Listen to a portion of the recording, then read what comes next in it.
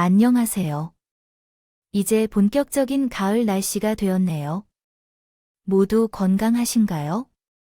저는 응급의학과 전문의로 일을 하고 있는 40대 중반 여성입니다. 얼마 전 명절 때도 저는 일을 하느라 가족과 많은 시간을 보내지 못했는데요. 명절이 되면 저희 의료진들도 긴장을 합니다. 명절에 응급 환자들이 갑자기 늘어나는 일이 많기 때문이죠. 오랜 기간 연락을 하지 않고 지내다가 오랜만에 가족을 만나고 모르고 지내던 병을 발견하거나 가끔은 가족끼리 심하게 다투고 응급 상황에서 저희 병원을 찾아오는 분들도 많습니다. 그런 걸 보면 가족이라고는 해도 참 남보다도 못한 경우들이 많은 것 같아요. 멀리서 그런 경우를 찾지 않아도 저부터도 저희 친정엄마와 그렇게 사이가 좋은 편은 아니었거든요. 조금씩 곪아가던 것이 한꺼번에 터져버린 사건이 저에게 있었습니다. 지금은 시간이 꽤 지나서 이렇게 많은 분들에게 제 이야기를 털어놓을 수도 있게 되었네요. 이번 계기를 통해서 그때 일은 아예 싹 다 잊어버리고 싶은 것이 저의 솔직한 심정입니다. 저희 아버지는 공기업에서 성실하게 일하는 회사원이었고 어머니는 전업주부셨어요. 저에게는 3살 터울의 남동생이 있었습니다. 제가 초등학생 때만 해도 가정에 충실했던 어머니는 제가 중학생 때 저희 집에 일어난 불행을 계기로 완전히 달라졌어요. 이전에는 정말 다정한 어머니였었답니다. 물론 제보다는 남동생을 더 아끼고 사랑하기는 했지만요. 그런 내 동생은 저가 중학교 2학년, 동생이 초등학교 5학년이던 때 교회 수련회에 갔다가 사고로 허물하게 세상을 떠났습니다. 물놀이를 하다가 계곡에서 익사한 것이었죠. 동생이 죽은 후에 엄마는 완전히 넋이 나간 사람처럼 행동했고 항상 기운이 있을 때마다 저에게 막말을 했습니다. 동생이 죽은 이유에 대한 책망이 저에게 돌아왔습니다. 이 모든 게 소영이 때문이야. 준영이가 누나에게 함께 가자고 제안했는데 내가 거부하여 우려냈기 때문에 준영이가 그런 사고를 당한 것이라고 생각해. 만약 내가 옆에서 동생을 보호해 주었더라면 이런 일이 일어나지 않았을 거야. 이러한 불평등한 년과 나쁜 년처럼 심술쟁이 엄마에 대해서 처음에는 이해해 보려고 노력했어요. 동생을 잃은 슬픔을 달래기도 전에 제가 죄책감에 시달려야 했죠. 정말 엄마의 말대로 수련회에 참석했다면 지금쯤 동생은 저 곁에서 밝게 웃고 있지 않았을까 하는 생각으로 인해 가슴이 아픈 듯이 괴로웠습니다. 이러한 생각들이 괴롭힐 때마다 저는 열심히 공부하고 의사가 되는 꿈을 키워왔습니다. 엄마가 제 탓을 한다고 생각한 아빠는 나에게 탓이 아니라고 하셨어요. 소영아. 준영이가 죽은 건 왜 내 탓인가? 준영이는 사고를 당했을 뿐이야. 준영이가 그렇게 간 것은 누구의 탓도 아니다. 너희 엄마가 힘들어서 준영이가 그런 상황을 맞닥뜨리는 게 너무 힘들어서 무슨 변명거리를 찾고 싶어 하는 건가 봐. 참고 참아오던 나는 아버지의 말에 펑펑 눈물을 흘렸다. 그러나 외출을 한 뒤 돌아온 엄마는 울고 있는 나에게 또 말을 걸었어요. 넌 왜 울고 있어? 뭘 잘했다고 우는 거야? 소영아, 엄마 이제 그만해. 준영이를 그만 보내주라고. 언제까지 준영이 때문에 소영이 고통받게 하려고 하는 거야? 당신은 지금 왜 그런지 이유를 모르고 집안 상황이 혼란스러운 것 같지 않다는 걸 눈치채지 못하는 것 같아. 최근에는 외출을 자주 하는 걸로 알고 있는데 어디로 가는 거야? 동생이 돌아가신 후로 제 엄마는 집안일을 소홀히 하는 경향이 있었어요. 그리고 제가 고등학생이 되었을 때부터는 정기적으로 절에 다녀오시면서 외출을 많이 하셨죠. 전에는 외출을 잘 안 하시던 분이셨는데 외출이 줄어들면서 갑자기 외박하는 날이 늘어나고 있어요. 시기가 왔습니다. 기도하러 다녀온 준영이 좋은 곳에 있도록 해주시길 소영이와 함께 그리고 건강하시도록 해주시길 원합니다. 내 마음이 어떤지 알아줄 수 없는 당신이라고 그렇게 말하며 우리 엄마는 아이처럼 눈물을 흘리셨습니다. 그런 엄마를 아버지가 위로해 주셨어요. 그 이후로는 엄마가 어디에 가든 무엇을 하든 아버지는 엄마에게 잔소리를 하지 않으셨습니다. 저는 텅 빈 엄마의 자리를 저 스스로 채워야 했어요. 혼자서 요리를 해서 먹고 공부를 했습니다. 아무렇지 않은 듯이 살았지만 저는 집에 있는 것이 숨이 막혔어요. 어서 어른이 되어 독립하고 싶다고 느꼈습니다. 입버릇처럼 혼잣말을 하곤 했습니다. 그리고 결국에는 제가 원하던 대로 의과대학에 합격하게 되었어요. 정말 기뻤습니다. 집에서는 2시간 이상 떨어진 곳이어서 저는 기숙사 생활을 하게 되었어요. 엄마는 제가 기숙사에 처음 입주할 때 와서 이상한 행동을 했습니다. 여기 기운이 별로 좋지 않다. 여기서 살지 말고 다른 기숙사 방을 알아보자. 무슨 기운이 좋지 않다는 거야?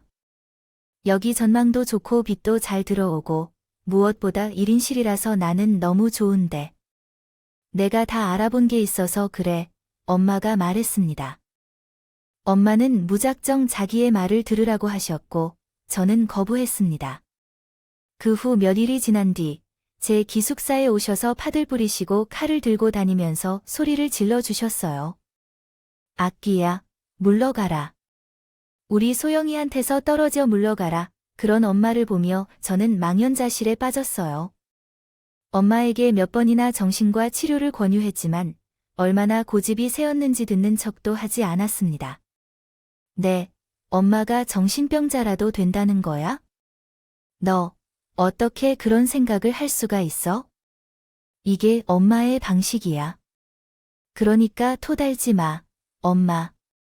그래도 듣기 싫어. 엄마, 갈게. 이거 항상 몸에 지니고 다니세요. 그게 널 지켜줄 거야. 엄마는 그렇게 말하며 그냥 길에서 볼 수 있는 작은 돌을 제 손에 소중하게 쥐어주었습니다. 당시에는 엄마의 행동들이 정말 이상하다고 생각했지만 그렇게 해서 엄마 마음이 편하다면 저는 아무 상관없다고 생각하려고 노력했어요. 그때는 그렇게 안일하게 생각하고 넘기면 안 됐었는데 말이에요. 엄마의 신변에 무슨 일이 벌어지고 있는지 자세히 알아봤어야 했는데 그러지 못했던 것을 두고두고 후회하고 있습니다. 그때는 회피하고 싶은 마음이 더 컸던 것 같아요.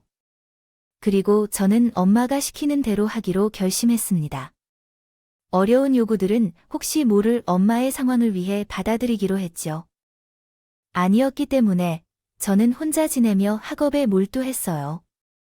과외도 하면서 돈도 벌고 모았죠. 그 돈으로 의사 국가고시에 합격한 후에 인턴 1년을 마치고 응급의학과 레지던트로 진출할 즈음에는 저 혼자 살 수 있는 2개의 방이 있는 작은 빌라도 소유할 수 있었습니다. 레지던트 생활을 하면서 엄마는 30살이 된 저에게 선을 보기를 요구하셨죠. 저는 그때까지 결혼이라는 것을 한 번도 생각해 본 적이 없었기 때문에 처음으로 그 제안을 거절했고 정말로요. 난리가 났던 적이 있네요. 엄마, 난 아직 결혼 생각 없어. 이번에는 엄마 말 못 듣겠어. 억지로 사람 만나고 그러는 거 내 스타일 아니야? 할 때 되면 하겠지. 아직 나 제대로 자리를 잡은 것도 아니고. 누가 당장 결혼하라니. 그냥 만나만 봐. 너도 이제 20대 후반이야. 지금부터 만나봐야. 30쯤에 결혼을 할 거 아니야, 엄마. 말 들어 엄마야. 아무리 그래도 소용없어. 난 싫어 이게. 정말 왜 그래 지금까지 엄마 말을 들었어. 잘못된 거 있어.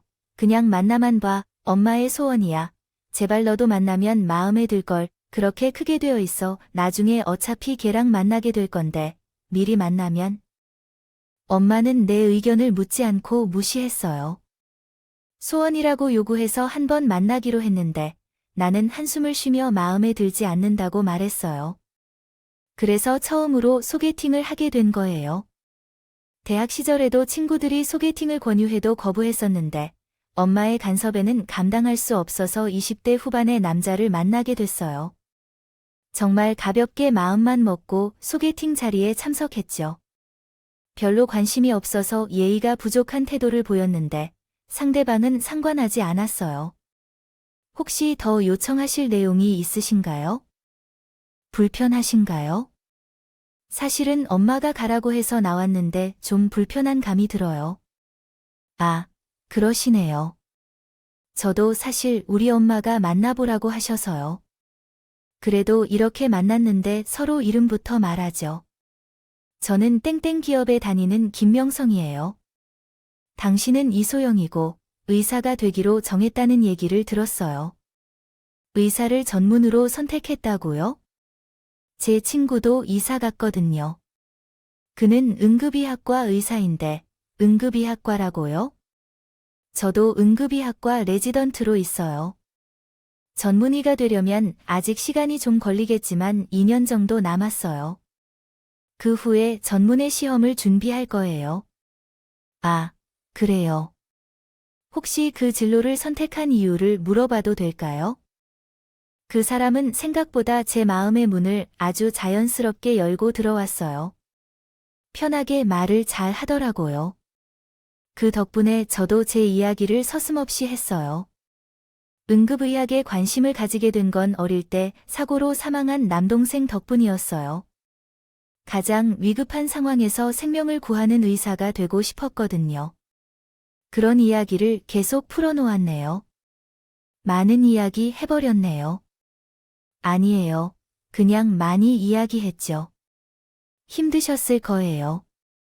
이제 식사도 끝났는데 가볼까요? 혹시 그냥 가끔 친구처럼 만나서 이야기를 나눌 수 있을까요?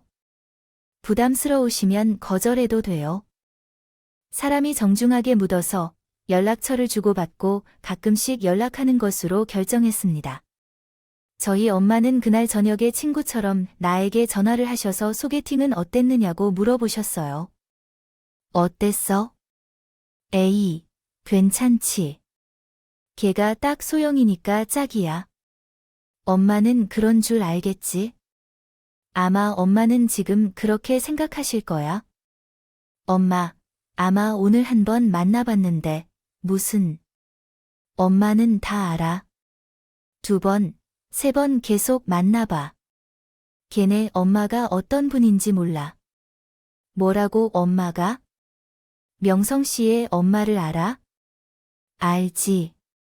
그분이 그렇게 말했어. 내 딸이랑 자기 아들은 반드시 결혼하게 될 거라고. 엄마, 그게 무슨. 늦었다. 쉬어. 또 연락할게요. 저는 엄마가 무슨 말씀을 하시는 건지 퍼뜩 이해가 가지 않아 혼란스러웠습니다. 며칠 후에 엄마로부터 다시 연락이 왔어요. 그날은 제 쉬는 날이었는데 그 사람과 함께 레스토랑을 예약해 두었던 거예요. 그리고 그 사람으로부터도 연락이 왔습니다. 그래서 울며 겨자 먹기로 약속한 장소에 갔어요. 그런 제 마음을 이해해 주는 건 그 남자뿐이더라고요. 본인도 당황스러웠다면서 흥분한 제 마음을 가라앉혀 주었습니다. 그렇게 차분하게 대처하는 그 사람을 보니 왠지 미안해지더라고요. 그래서 그날도 자연스럽게 많은 대화를 나누게 되었습니다.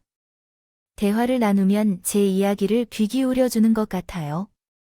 들어주셔서 편하게 말할 수 있게 되어서 그 사람에게도 좋은 인상을 갖게 되었습니다.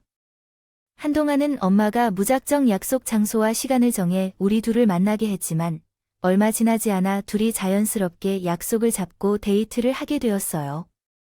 이 사실을 우리 엄마에게 전화해서 기뻐하는 모습을 보여줬더니 자주 만난다며 그래 맞아 너희 둘은 그렇게 된 거야 라며 엄마께서 소리쳐 당황하셨죠. 아니에요. 잘 만날 수 있도록 응원하는 거야. 근데 엄마, 어디야? 왜 이렇게 새소리가 많이 들려? 집인데. 응, 엄마 산 위에 왔어. 아이고, 내가. 깜빡하고 밥을 안 먹었네. 끓여 먹고 있어, 엄마야. 제가 독립한 후로 집에 신경을 쓰지 않은 사이에 엄마는 더 바쁘게 놔뒀었어요. 아버지께 전화를 걸어 물었더니 아예 자포자기를 한 듯 했습니다. 너희 엄마, 나도 포기했다. 어디서 일도 하고 돈도 버는 모양이야. 아니, 그런데도 아버지에게 가끔씩 목돈이 필요하다고 하는데 엄마 표정이 밝아진 걸 보면 내가 뜨던 말리지도 못해요. 엄마, 이상한 데 다니는 게 아니겠죠? 왜 목돈이 필요하다고 해? 아니, 그건 아닐 거야. 우리 딸 걱정 마. 엄마는 내가 케어할게. 엄마가 원하는 대로 하게 해주는 게 최선 아니겠니? 그동안 많이 힘들었잖아. 그건 그렇지만 엄마가 무슨 일을 벌이고 다니는지에 대해서 당시에는 별로 신경 쓰지 못했어요. 남동생이 죽은 후에 그렇게 활력이 넘치는 엄마의 모습을 본 적이 없었으니 그것이 다행이라고 생각해야 하는 상황이었습니다.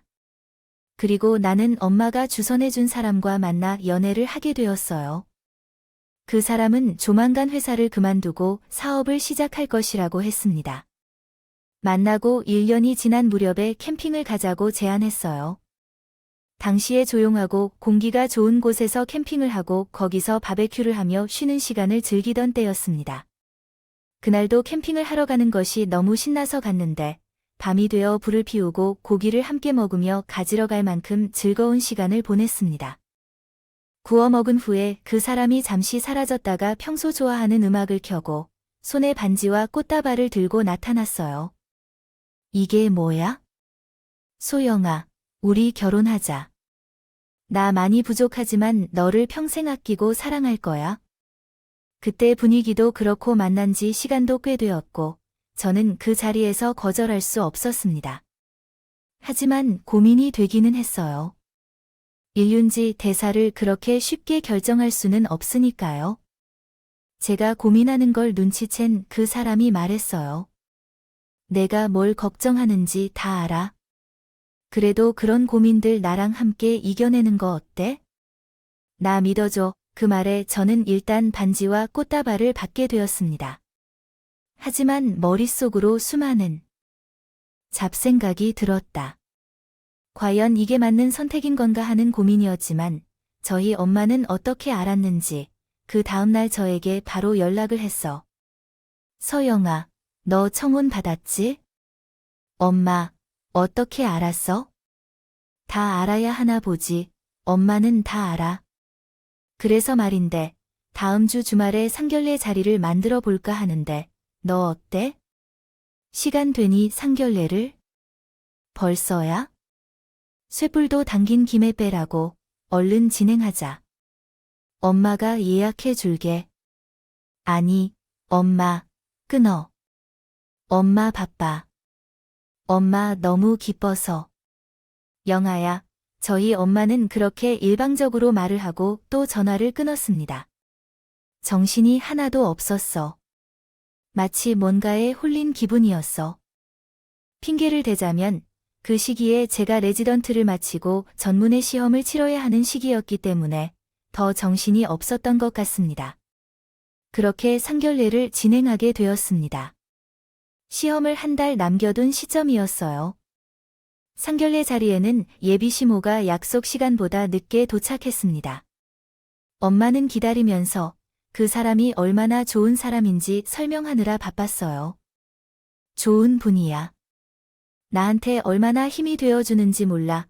엄마의 이야기에 아빠가 대답했습니다.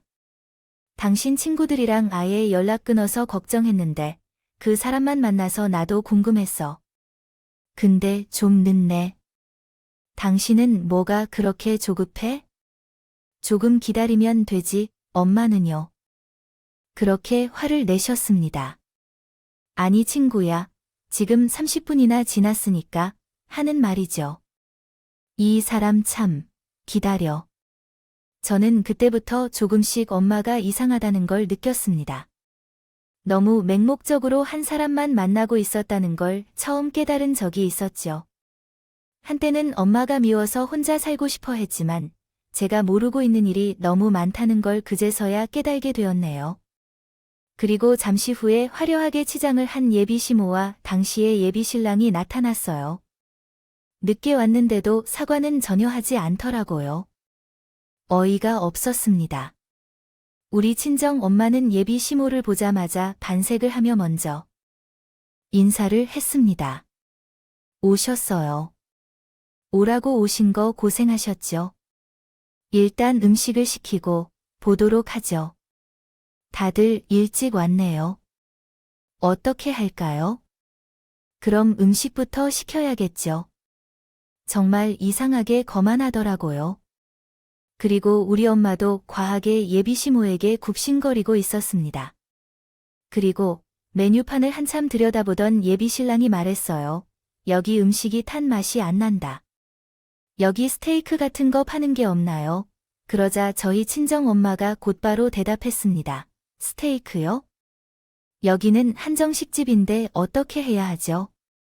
제가 검색해 볼게요. 그런데 친정엄마가 그 말을 이해하지 못했습니다.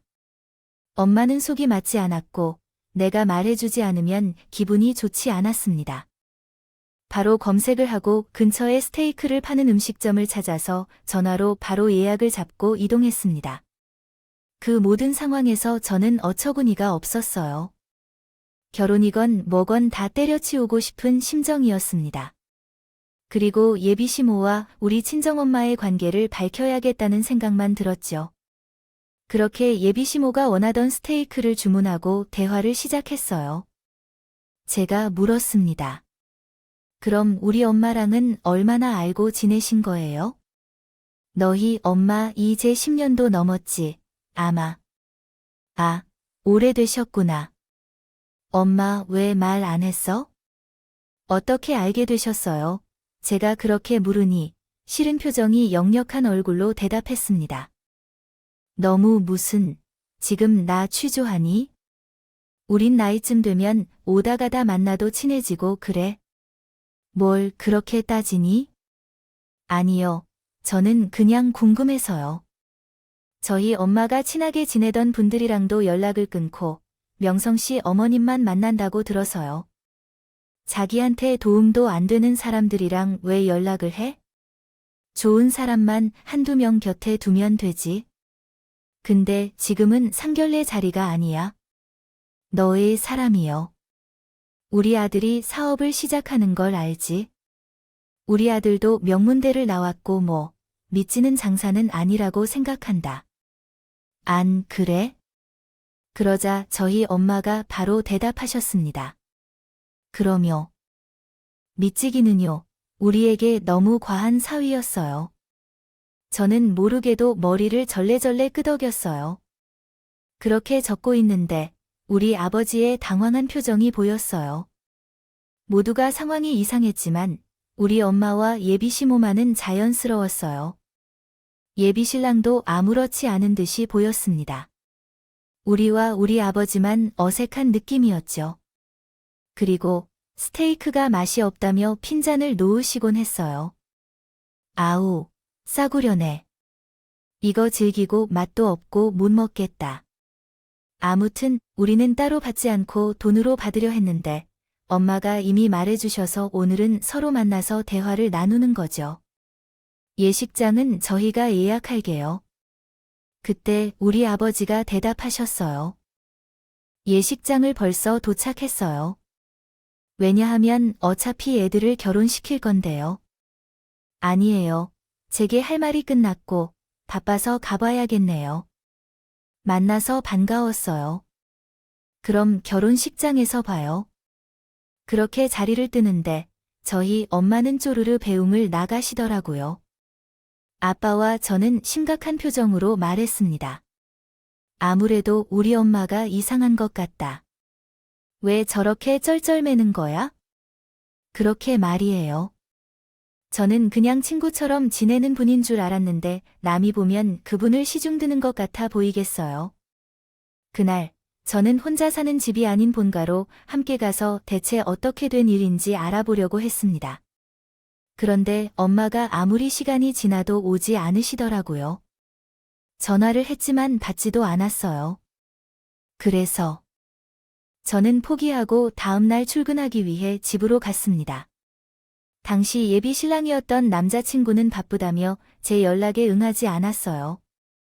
혼자서 모든 상상을 했고 꿈조차 흐트러지면서 결혼하는 것이 적절하지 않을 것 같다고 판단했습니다. 이후 남자친구에게 메시지를 보내서 결혼 준비를 할 준비가 되어 있지 않은 것 같다. 어머니들의 관계도 의심스럽고 결혼은 없던 일로 하자 라는 메시지를 전송한 후 모든 연락을 차단했습니다. 그리고 코앞으로 다가온 전문의 시험을 준비하기 시작했습니다. 몇 주 후에요. 시험이 끝났고, 시험이 끝남과 동시에 우리 친정에서 엄마로부터 연락이 왔어요. 소영아, 너 시험 끝났지? 응, 왜요? 드레스 보러 가자. 나와. 드레스라니, 그게 무슨 말이야? 나 명성 씨랑 결혼 안 하기로 했는데. 너야말로 무슨 말이야? 지금 예식장까지 다 예약해두고 오늘 청첩장도 보냈어. 뭐라고요? 그걸 왜 당사자인 제 상의도 없이 한 거예요? 엄마, 나 결혼 안 해. 소영아, 이게 다 널 위한 거야. 너희 결혼 안 하면 3명이 못 죽어. 일단 드레스 보러 와. 엄마가 이렇게 빌게. 제명에 못 죽는다니 엄마. 그게 다 무슨 해괴한 소리야? 대체 무슨 짓을 하고 다니는 거야? 왜 그래? 정말, 너 안 오면 내가 그냥 들에서 골라. 내가 알기로는 너의 결혼식은 2달 뒤에 열린다고 해서 전화를 끊고 남자친구에게 연락했어. 그런데 정말 아무 문제 없이 전화를 받았어. 소영아. 시험 잘 봤어? 나는 문자를 못 봤어. 문자?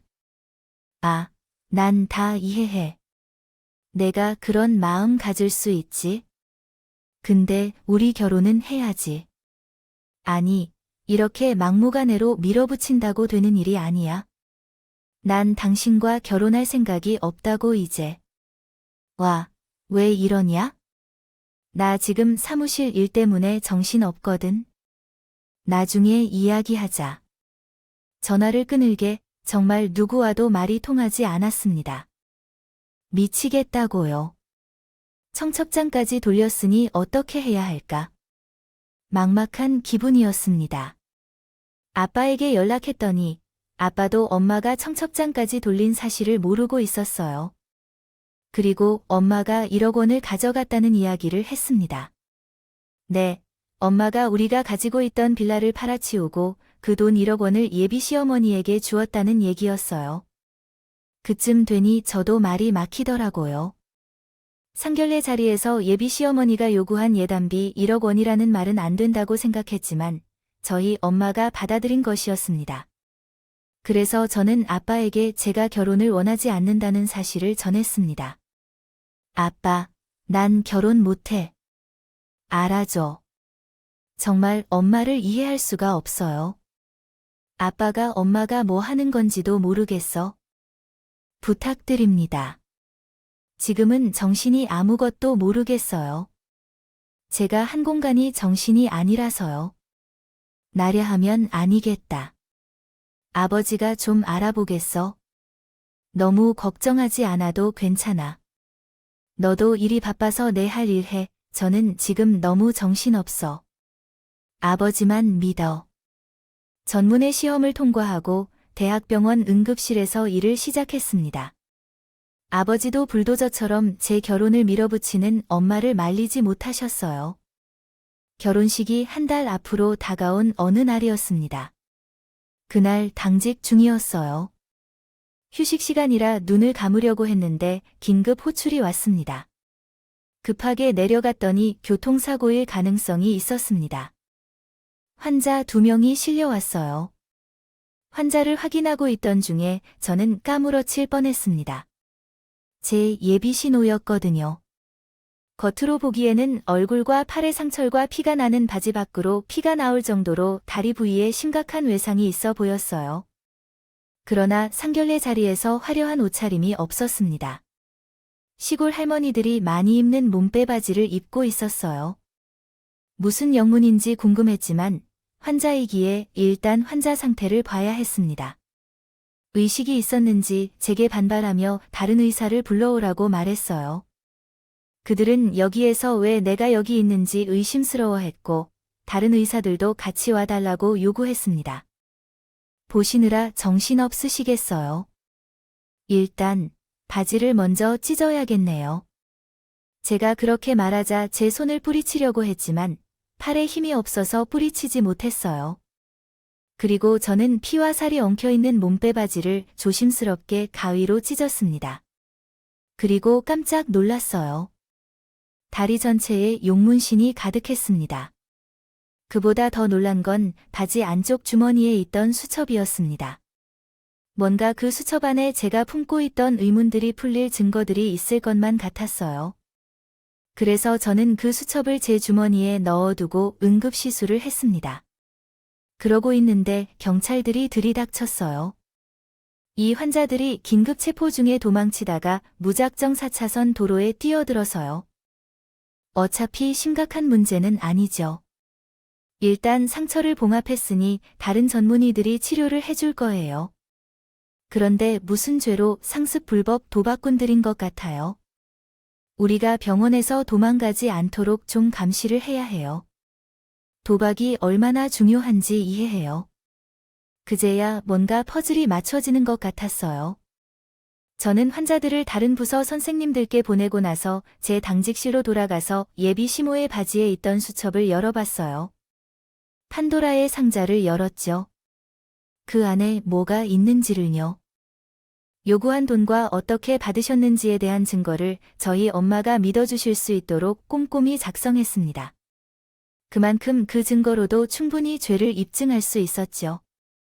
처음에는 놀랬지만 지금 이 사실을 알게 된 것은 정말 다행이라고 생각하며 경찰에게 가서 그 수첩을 제출하고 사기로 고소할 의향을 밝혔습니다. 엄마가 병실에 머물러 있을 때에도 저를 속이는 사기꾼에게 가스라이팅을 하는 모습을 보았어요. 이 모든 일은 창구님의 지시로 한 것이라고요. 내가 도박을 한 게 아니에요. 믿어주세요. 그러니까 딸을 살려주세요. 돈도 주고 정성으로 부탁했으니까요. 우리 딸 왜 고칠 수 없는 거예요? 당연하죠. 결혼을 해야 해요. 우리 아들과 결혼해야 해요. 딸이 화를 사면 안 되니까요. 이야기를 듣고 너무 화가 나서 제가 병실로 달려들어 소리를 질렀습니다. 당신 누구길래 내 목숨을 가지고 우리 엄마를 협박해요? 사기꾼이라도 무슨 일인데? 그렇게 오랜 기간 우리 엄마를 세뇌해서 얼마나 고생시켰어요?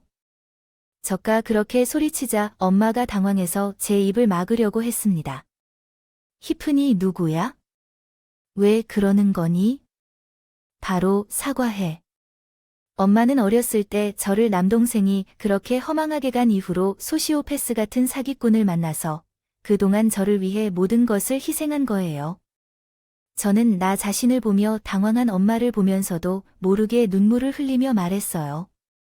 엄마, 저 여자가 사기꾼이에요. 엄마를 속이려고 돈을 뜯어내려 하고 날 이용했다고요. 엄마, 정신 차리세요. 그게 무슨 소리예요? 소용이 없어요. 그 여자가 날 속일 수 없어요. 그러다가 잠시 자리를 비웠던 경찰이 들어와서 그 사기꾼의 범죄 행위를 설명해 주었어요. 아이고, 이 여자가 돈을 내놓으라고 했죠. 이 여자 똑같은. 전 잡힌 사이기 전과 도박 전 2가지 전과를 가진 사람이에요. 그동안 미꾸라지처럼 피하다가 이제서야 증거가 다 드러났습니다. 뭐라고요? 그럴 리가 없어요. 우리 딸이 의사가 되는 데에도 그 사람이 큰 역할을 했지만 밤낮으로 힘들게 공부해서 이룬 것이에요.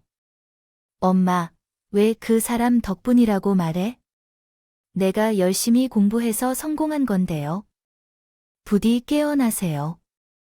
오랫동안 교주 모시듯 믿던 사람이 사기꾼이었다는 사실을 받아들이기 힘들어하는 것을 보면서도 그 사기꾼 여자는 엄마에게 악귀들이라며 당신의 딸을 죽이려고 온 거라고 말했어요. 나 없이도 결혼할래. 결혼은 무슨 결혼인가요? 당신이 사기를 당해서 완전히 미쳤나요? 감옥으로 가서 저는 그렇게 소리치며 화를 냈고 경찰이 오는 중에 엄마와 함께 병원에서 나왔어요. 먼저 엄마를 진정시킨 후 집으로 갔어요. 집에 가니 아빠가 놀라서 우리를 맞이해 주셨어요. 당신은 어디서 수영과 함께 오는 것인가요? 사랑하는 사람 정말 이상해요. 그 사람은 사기꾼이라는데 믿을 수가 없어요. 내가 그 사람을 믿고 투자한 시간과 돈이 얼마인데요. 사랑하는 사람, 이건 꾸민 가방이에요. 나도 그걸 알아냈어요. 그 여자가 장군을 모신다고 말했어요. 당신이 어떻게 알았는지 나랑 둘이 비밀이라고 했는데 당신 말고도 사기당한 사람들이 있었어요. 내가 그 사람들을 만나봤어요. 이것 좀 봐봐. 그리고 우리 아빠가 핸드폰에서 영상을 보여줬어요. 그 영상 속에는 우리 엄마와 같은 피해자가 사기꾼 여자에게 협박을 당하는 모습이 담겨 있었어요. 그 피해자에게도 자기 말을 듣지 않으면 아들이 큰 사고를 당할 거라고 협박하고 있었어요. 그 영상을 계속 보고 난 이후에야 우리 엄마는 눈물을 흘리시며 주먹으로 가슴을 치셨어요. 그러한 엄마를 말리며 아빠가 말씀하셨어요. 아이고 정말 소용이 없는 엄마야. 난 그냥 철이나 다니는 줄 알았어. 아니라고, 내가 좀 더 신경을 써야 했던 거야. 다 내 탓이야. 엄마는 그 말에 울면서 대답했습니다. 아니야, 내가 미쳤었어. 나는 준영이를 가고 나서 우리 소영이한테도 나쁜 일이 생길까 봐요. 그 여자를 절에서 만났어. 내게 접근해서 내 사연을 들어주고 위로해줬어. 내가 그럴 시간에 소영이 옆에 있었어야 했어. 그러면서 저를 끌어안으며 엉엉 울음을 터뜨렸어요. 그런 엄마 품 안에서 저도 한참을 울었죠. 한참 후에 정말 그렇게 서로 끌어안았는데 아무런 말도 하지 않았어요. 울기만 했네요. 그리고 엄마는 겨우 눈물을 멈추시고 말씀하셨습니다. 이 사기꾼 모자, 내가 감방에 쳐 놓을 거야. 소영아, 못난 어미, 용서해 줄 수 있겠니? 그럼 엄마, 마음 약한 엄마를 이용해 먹은 그 사기꾼이 죄인이지. 엄마는 아무 죄 없어요. 내가 용서하고 말고 할 것도 없어. 엄마, 나도 엄마 오해했어. 미안해요. 내가 좀 더 살갑게 엄마 옆에 있었어야 했는데. 난 도망치기에 바빴어. 저희 가족은 처음으로 그렇게 오해를 풀게 되었어요. 그리고 알고 보니 예비신랑은 사업은커녕 평생지 엄마 등골 빼먹으며 백수 양아치로 살던 놈이었더라고요. 제 엄마가 사기치는데 도움을 많이 받았고 우리 가족은 두 사람을 모두 사기죄로 민형사 소송을 진행했습니다. 그런데 소장이 날아가고 나서 얼마 후에 병원에 그 인간들이 찾아왔어요. 그때 처음으로 엄마가 정신과 치료를 받기 시작했었기 때문에 저와 함께 점심을 먹으려고 밖으로 나가고 있던 차에 두 사람을 보고 저는 너무 놀랐어요. 경찰서에 있는 줄 알았거든요. 그리고 두 사람은 저희 앞으로 저벅저벅 걸어오며 반협박을 했습니다. 너희가 그러고도 무사할 것 같아 소송을 포기할 것 같아? 안 그래도 우리 감옥 가이게 될 것 같아. 소영이 엄마는 지금 제정신이야 라고 말했어요. 그 말에 분노해하고자 했지만 제 엄마가 먼저 말씀하셨어요. 나 지금 어느 때보다 최상의 상태야. 이런 사기꾼 참으로 나 종년처럼 해. 부름먹은 시간, 협박당해 빼앗긴 돈, 그게 다 나에게야. 나는 보상 받을 거야. 너를 감옥 보내고 돈도 다 돌려받을 거니까. 그렇게 생각해. 어디서 나를 또 속이겠어, 소영아? 경찰을 불러. 그러자 그 사기꾼 여자가 무릎을 꿇고 울기 시작했습니다. 소영아 엄마, 내가 자식을 키우는 입장에서 이해해줘. 나도 우리 아들 때문에 어떻게든 살려고 그랬어. 나도 피해자야. 그러자 그 사기꾼 아들이 화를 내더라고. 엄마. 엄마가 무슨 피해자야? 내가 피해자지. 엄마 때문에 나도 연기하느라 힘들었다고 아주 혼란스러웠습니다. 경찰서에 전화를 거셨다고요? 여기 땡땡 병원입니다. 사기와 도박 범죄자가 자유롭게 돌아다녀도 된다고요? 구속 수사를 하지 않으신다는 건가요? 우리가 사기꾼들을 눈앞에 두고 있는데 말이 되나요? 저희의 안전이 위협받는 거잖아요. 전화하는 소리를 듣고 나서 두 사람이 싸움을 벌인 것을 목격했습니다. 그리고 잠시 후 두 사람이 구속되었다는 소식을 들었어요. 지겹고 지치는 소송과 재판 끝에 두 사람은 사기와 도박죄로 징역을 선고받았습니다. 항소가 받아들여지지 않아서 재판 결과가 나오면 10년간 숙였던 마음이 풀렸어요. 우리 가족에게 해를 끼친 사람들이 그 죄값을 받아가는 것을 보니 마음이 정말 후련했어요. 정말 큰 위로가 되었어요. 당시에 우울증으로 치료를 받던 우리 집의 친정엄마도 그날 정말 기뻐하셨어요. 이제 다 끝났다. 다 끝났어, 소영아. 엄마, 이제 허튼 짓 안 할게. 엄마, 이제 나도 자주 시간을 보낼 거야. 그 말에 아버지는 그래, 소영아. 아빠는 그동안 너 없이 혼자 힘들었다. 미안해, 라고 대답했습니다. 그럼, 힘들었지 뭐, 말이 통이야 말이지. 이제 치료 잘 받고 맛있는 밥 좀 해줘. 그 말에 엄마는 웃으며 진수성찬을 차려주겠다고 말씀하셨습니다. 조금씩 틀어져 있던 우리 가족이 늦었지만 하나로 뭉치는 계기가 되었어요. 그날 이후로 우리 엄마는 우울증을 이겨냈습니다. 치료를 잘 받으시고 지금은 더 이상 약물 치료도 받지 않아도 되는 상태입니다. 아무래도 저가 같은 병원 의사와 결혼을 하고 손주를 안아주었던 것이 엄마의 정신건강에 좋은 영향을 주었던 것 같아요. 우리 손주를 보면 엄마가 아무런 걱정이 없어 아이고 귀여운 거, 엄마, 이젠 행복해야지. 당연해. 우리 똑똑한 딸의 듬직한 사위에 좀 귀찮지만 내 편인 우리 아빠의 말에 저렇게 대답했다. 귀찮아? 아니, 나가 귀찮아. 말이 그렇게 되는 거지. 평범한 일상을 가지게 된 것에는 제 가족이 많은 어려움을 겪었어요. 어렸을 때는 독립적으로 살고 싶었지만 결국은 결혼을 통해 가정을 이루었고 저희 부모님과 자주 만나며 소중한 시간을 보내고 있습니다. 아이를 낳았을 때는 친엄마가 돌봐주시기도 했고 남편은 대학병원에서 정형외과 의사로 일하고 있어 서로 바쁜 일상 속에서 많이 부딪혔지만 결국 서로를 이해해 사랑하게 되었습니다. 안타깝게도 거짓말쟁이 여자는 여전히 감옥에 있다는 것을 알고 있습니다. 그런 사람이 사회에 나타나지 않기를 바라지만 만약 그렇다면 너무 참담할 것 같아요. 갱생해서 정직한 삶을 살았으면 하는 것이 제 바람입니다. 여러분, 여기까지 제 이야기를 들어주셔서 정말 감사해요. 건강이 최고입니다. 건강하시고 소중한 사람들과 함께 행복하시길 바랍니다. 그럼 저는 이만 물러가 보겠습니다.